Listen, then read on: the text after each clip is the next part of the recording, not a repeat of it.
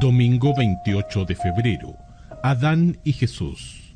Aunque Pablo es mejor conocido por su clara exposición del Evangelio, sus explicaciones del gran conflicto son también vitales.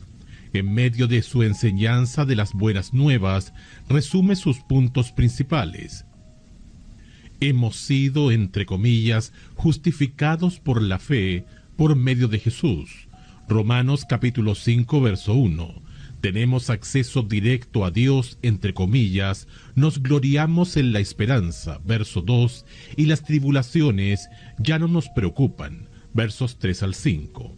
También nos promete que, entre comillas, siendo aún pecadores, Cristo murió por nosotros, verso 8, y que ahora somos, entre comillas, salvos por la vida y la muerte de Cristo en nuestro favor.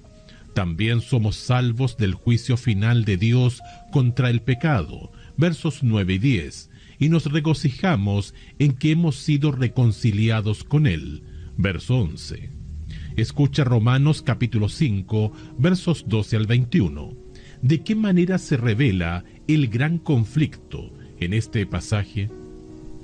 Y por la mano de los apóstoles se hacían muchas señales y prodigios en el pueblo, y estaban todos unánimes en el pórtico de Salomón. De los demás, ninguno se atrevía a juntarse con ellos, mas el pueblo los alababa grandemente. Y los que creían en el Señor aumentaban más, gran número así de hombres como de mujeres, tanto que sacaban los enfermos a las calles y los ponían en camas y lechos, para que al pasar Pedro, a lo menos su sombra cayese sobre alguno de ellos.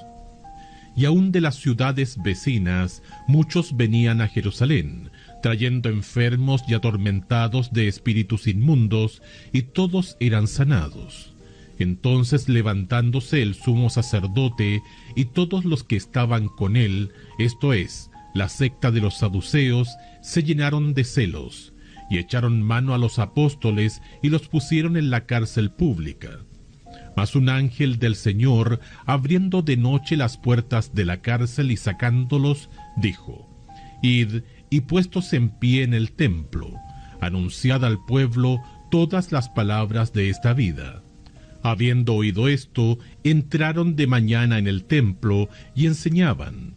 Entre tanto, vinieron el sumo sacerdote y los que estaban con él, y convocaron al concilio y a todos los ancianos de los hijos de Israel, y enviaron a la cárcel para que fuesen traídos. Tras hablar de lo que Cristo hizo por nosotros, Pablo explica cómo lo hizo. Debido al daño causado por Adán en el jardín, no habría esperanza de un futuro eterno, y Satanás sería el triunfador en el gran conflicto. Con lo que hizo Adán, trajo la muerte a todos. Romanos capítulo 5, verso 12. Aún, el dar a los 10 mandamientos en el monte Sinaí no podía detener el problema del pecado y la muerte. La ley solo clarificó qué era el pecado, pero no era la respuesta al pecado. El problema del pecado y de la muerte solo podría resolverse por medio del sacrificio de Jesús. Jesús pagó la deuda mediante el don lleno de gracia de su propia vida, versículos 15 y 16. Ahora la humanidad puede ser restaurada. Así como la muerte había, entre comillas, reinado por causa del pecado de Adán, ahora la abundancia de la gracia y el don de la justicia podían reinar por causa de la fidelidad de Jesús. Romanos capítulo 5, verso 17.